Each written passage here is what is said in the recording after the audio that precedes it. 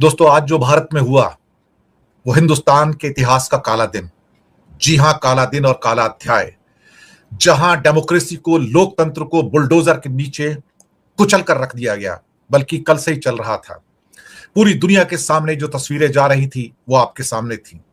सरकार कांप कर रह गई, खौफ में आ गई कि अब इससे कैसे निपटा जाए, क्योंकि अब जनजी सड़कों पर आ रहे हैं।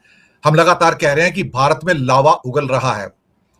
लावा उबलेगा तो बहुत कुछ होगा, लेकिन कहीं ना कहीं इस बात को मानना पड़ेगा कि धीरे धीरे ये जनजी का आंदोलन अब भारत में सड़कों पर आता हुआ नजर आ रहा है। और पॉलिटिकल पार्टीज अब इसको एनकैश तो करेंगी ही, और कहीं ना कहीं पहली बार सरकार कहती नजर आई, हम आपकी सभी बातों के ऊपर बातचीत करने को तैयार हैं, संसद में बातचीत करने को तैयार हैं। पहली बार लगा कि तानाशाह खौफ में है, पहली बार लगा तानाशाह खौफ में है। Challenge to central dictatorship. तानाशाही आखिरकार कब तक चलेगी? इस तानाशाही को कभी तो जाना होगा, लेकिन जब ये जाएगी, ना जाने इस भारत का कितना नुकसान करके जाएगी, क्या कहा जाए। इवन न्यूयॉर्क टाइम्स ने लिख दिया अपने कि जो कुछ हुआ दिल्ली के अंदर, सरकार भयभीत कर रही है। Government reign of terror, reign of fear, यानी कि भय का साम्राज्य भारत में लागू करना चाहती है। और एक किस्म से कहा जाए तो किसी को बोलने की आजादी नहीं, अगर कोई बोलेगा तो उसको उठाकर कुचल दिया जाएगा। लेकिन जब जनता की आवाज उठती है तो बड़े बड़े अंग्रेज भी चले जाते हैं, बड़े बड़े और तानाशाह भी चले जाते हैं। शायद इनको भी एहसास होना चाहिए कि जब जनता उठेगी तो फिर यहां भी श्रीलंका, बांग्लादेश और नेपाल हो सकता है। ये सबसे बड़ा आज का टॉपिक है, इसके ऊपर जरूर बात करनी है और मैं इसके ऊपर ही बात करूंगा, क्योंकि भारत के अंदर भी वो दिन आया है जहां पर इस सरकार की टांगे कांपती हुई पहली बार नजर आई हैं, और हम उसको अपने सामने होता हुआ देख रहे हैं। जो फुटेज आ रही हैं वो भी आपके सामने है, और किस ढंग से भाग भाग के सेंट्रल मिनिस्टर्स आ रहे हैं, बातचीत करने की कोशिश कर रहे हैं, और जिस ढंग से राहुल गांधी, प्रियंका खड़गे और बाकी नेताओं को उठाकर बसों में भरकर लेकर जा रहे हैं पुलिस वाले और रैपिड एक्शन फोर्स वाले, उससे आप पता लगा सकते हैं कि हां, अब ये कंपन, अब ये ट्रेमर्स पूरे भारत के अंदर फैल रहे हैं। हैदराबाद, बेंगलोर, कई और शहरों में इस किस्म के धरने हुए हैं, मुंबई में हुए हैं, और मुंबई में भी पुलिस स्टेशन से काफी लोगों को कल के धरने के लिए नोटिस जारी किए गए हैं। यानी कि सरकार अपनी धींगा मुष्टि से, अपनी क्या कहते हैं कि जो उनकी ताकत है, जो बल की ताकत है, उसको पूरी तरह से लागू करके वो चाहेगी कि इसको कुचल दिया जाए। लेकिन साहब, कुचलने की भी एक उम्र होती है, कुचलने का भी एक वक्त होता है। जरूरी नहीं कि आप उसको हमेशा कुचल देंगे। लेकिन आज जो हुआ उसने एक काला अध्याय और जोड़ा, और जिस ढंग से मोदी सरकार अब बिहेव कर रही है और मोदी शाह की जोड़ी जिस ढंग से हिंदुस्तान को चलाना चाहती है, शायद नहीं चला पाएगी। जल्दी ही वो दिन आएगा जब इन्हें भी अपनी कीमत चुकानी पड़ेगी। कहानी कहां से शुरू की जाए? अल्टीमेटली कॉकरोच जनता पार्टी बनी थी, इसमें कोई शक वाली बात नहीं। कई लोगों को शक शुबहा हुआ, जिस ढंग से अनऑर्गेनाइज ढंग से उनकी बातें चली। जंतर मंतर के ऊपर भी कुछ चला, वांगचुक आ गए, अनशन पर चले गए, पर कहीं ना कहीं इस बात का एहसास हुआ कि चीजें उस दिशा में नहीं जा रही हैं जिस दिशा में, जहां पर ये श्रीलंका में, बांग्लादेश के अंदर या फिर नेपाल में गई थी। थोड़ा डिसऑर्गेनाइज लग रहा था। लेकिन कहीं ना कहीं 20-21 जुलाई तक आते आते जब दिल्ली की सड़कों पर 10,000 से अधिक छात्रों ने संसद का मार्च किया, तब जो दिल्ली की पुलिस ने जनरल डायर की तरह जो उनके ऊपर लाठी चार्ज, आंसू गैस और जो अत्याचार किए, तो हमें दरअसल क्या है ना कि अंग्रेजी राज की याद आ गई, ये हिटलर की याद आ गई कि कैसे वो लोग हिंदुस्तानियों को मारते थे। पुलिस उतनी ही बर्बर और उतनी ही निर्ममता से हम भारत के युवाओं को, छात्रों को मार रही थी। उधर मोदी जी कह रहे थे कि जिन्होंने ये पेपर लीक किए हैं बहुत घिनौना काम किया है, लेकिन मोदी जी जिन्होंने सारे दलों को तोड़कर नकली मेजॉरिटी बनाई, क्या वो घिनौना काम नहीं है?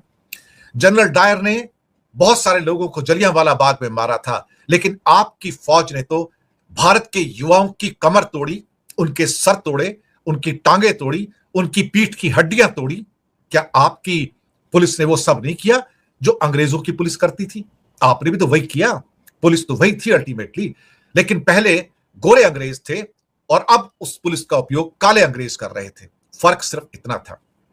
12 साल में युवाओं की तरफ से सबसे तीखे और अभूतपूर्व विरोध का सामना अब यह सरकार कर रही है। यानी कि वो कॉकरोच, वो तिलचट्टा क्या क्या नहीं कहा गया। एक तरह से कहा जाए तो chief justice of India cockroach शब्द का इस्तेमाल करते हैं देश के बेरोजगारों के लिए। उन्हें शर्म नहीं आई कि वो एक चीफ जस्टिस है। लेकिन सूर्यकांत हमेशा से भारतीय जनता पार्टी के साथ रहे हैं और साथ चलते रहे। वो कभी भी ऐसा लगा कि उनकी निष्ठा कॉन्स्टिट्यूशन के प्रति ना होकर कहीं ना कहीं उनकी निष्ठा सरकार के प्रति रही। और फिर बैडमिंटन खेलने के लिए वो लंदन भी चले जाते हैं साहब। तो अल्टीमेटली कहीं ना कहीं उनको भी इस बात का एहसास होगा कि हाँ, मुझे भी चीफ जस्टिस के बाद कुछ महीनों के बाद मुझे भी कोई गवर्नरशिप मिल जाएगी, कहीं मुझे भी कोई अच्छी पोस्ट मिल जाएगी। अल्टीमेटली गुस्सा धीरे धीरे सड़कों पर आना शुरू हुआ। शिक्षा मंत्री के इस्तीफे की मांग हुई, धर्मेंद्र प्रधान, लेकिन मोदी जी के मंत्री इस्तीफा दे दें, सवाल ही नहीं पैदा होता।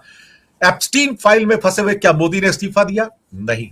क्या उनके मंत्री हरदीप पुरी, जिनके तो ना जाने कितने मेल्स एप्स्टीन के साथ में थे, क्या उन्होंने इस्तीफा दिया? नहीं।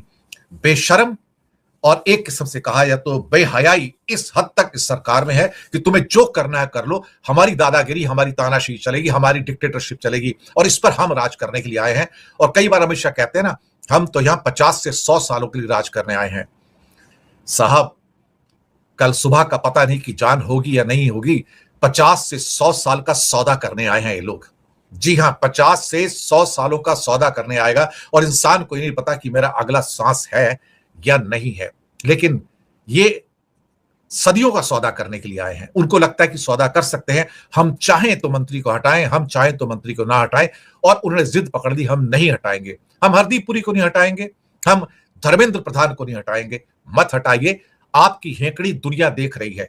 ब्लूमबर्ग हो, न्यूयॉर्क टाइम्स हो, फाइनेंशियल टाइम्स हो या वाशिंगटन पोस्ट हो, दुनिया के सभी पेपर्स के अंदर, इंक्लूडिंग आपके बाकी गार्डियन और कई और न्यूज़पेपर ने वो जो नंगापन है सरदार का, इस पूरे के पूरे वो दिखा रहे हैं। वो सोनम वांगचुक है, वो भी संदेह के घेरे में रहे।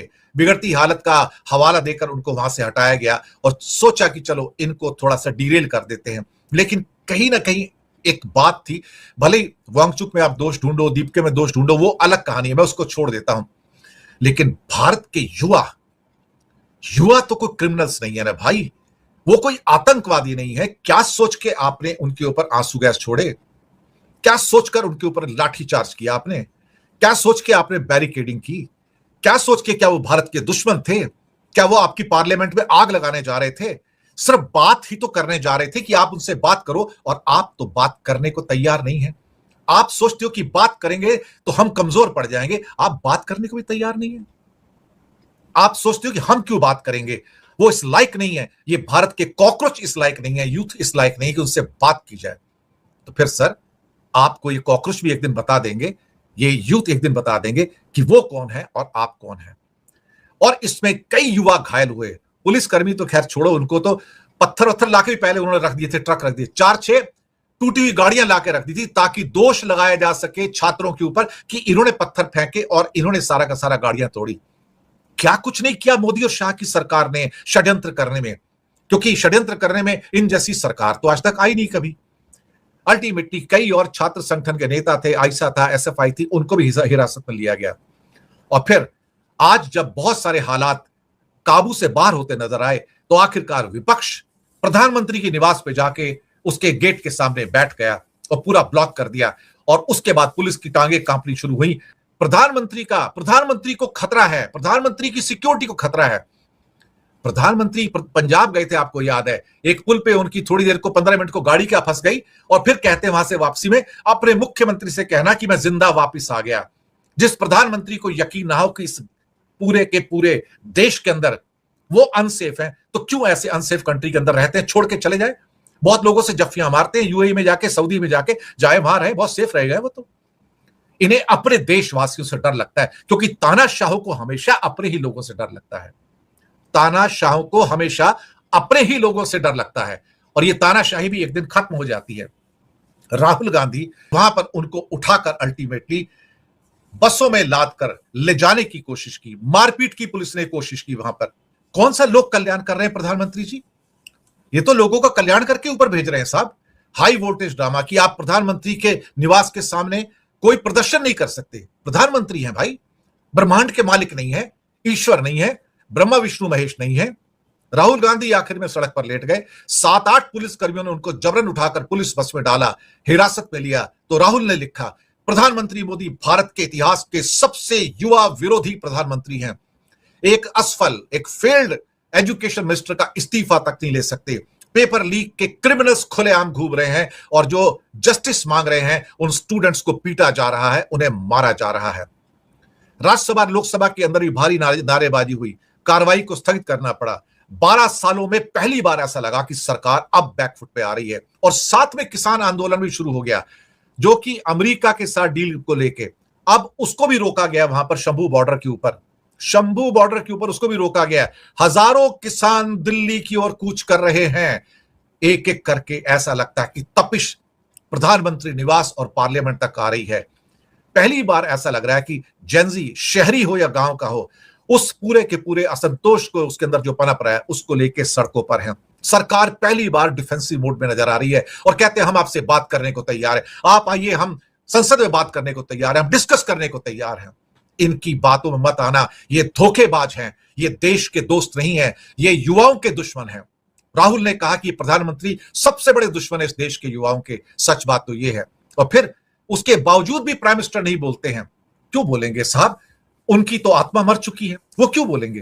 पुलिस की बर्बरता, बार्बरिज्म और जो उनकी ब्रूटैलिटी है, वो आपके सामने थी।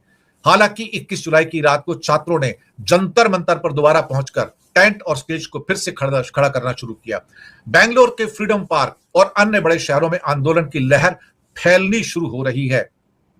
इस सरकार को अब चुनौती मिल रही है, मिलनी भी चाहिए। कहीं ना कहीं लोकतंत्र, डेमोक्रेसी को वापस स्थापित करना चाहिए। तानाशाही आखिरकार कब तक चलेगी? कभी तो उसके पैर उखड़ेंगे, कभी तो उनको जाना पड़ेगा। अल्टीमेटली एक हमारे शख्स लिखते हैं, प्रेशर कुकर विल एक्सप्लोड। बिल्कुल होता है साहब, बिल्कुल होता है, क्योंकि इनको लगता है, मोदी शाह को, कि ये पूरे हिंदुस्तान को कुचल कर चले जाना चाहते हैं, कि कोई उनके सामने खड़ा नहीं हो सकता। तभी तो न्यूयॉर्क टाइम्स ने लिखा कि ये पूरे भारत के अंदर भय का वातावरण, फियर, रीन ऑफ टेरर लागू करना चाहते कि जो इनका नाम ले उसको कांपे, उनके नाम से लोग कांपे। कांपते तो भाई सब हिटलर के नाम से भी थे। अल्टीमेटली अखिलेश यादव ने सही तो कहा, ये हिटलर राज है, कि ये मोदी नहीं है, ये हिटलर है। सही कहा उन्होंने, बिल्कुल। और साथ में अमित शाह भी तो वही कर रहे हैं। गोयबल्स जो करते थे और जो हिटलर की जोड़ी करती थी, वही तो मोदी और अमित शाह कर रहे हैं। जो जनरल डायर ने जलियांवाला बाग किया, अपने लोगों को मारा, गोलियां बरसाई, बस यहां गोलियां बरसनी रह गई थी, बाकी तो सब कुछ किया ना। पुलिस उतनी ही ब्रूटल थी। शर्म आती है।